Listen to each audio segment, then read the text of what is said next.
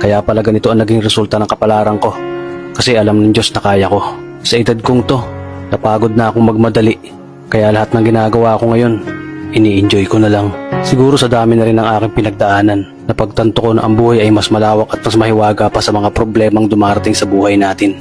Tumatanda na tayo, baka sa kakahabol natin sa masagana at maayos na buhay, ay hindi na natin na-enjoy ang buhay.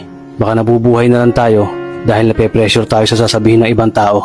Marami na rin akong mga naging maling desisyon sa buhay, pero lahat yun nagsilbing aral sa akin at natuto ako sa mga pagkakamali ko.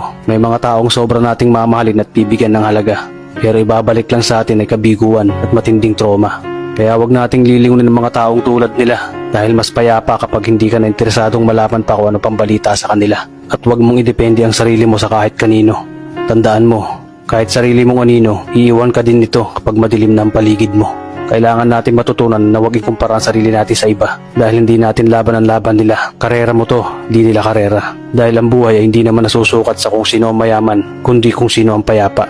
Kaya galingan mo lang palagi tol dahil napakaraming tao mapanghusga, hihilahin ka pababa at lagi mo tong tatandaan.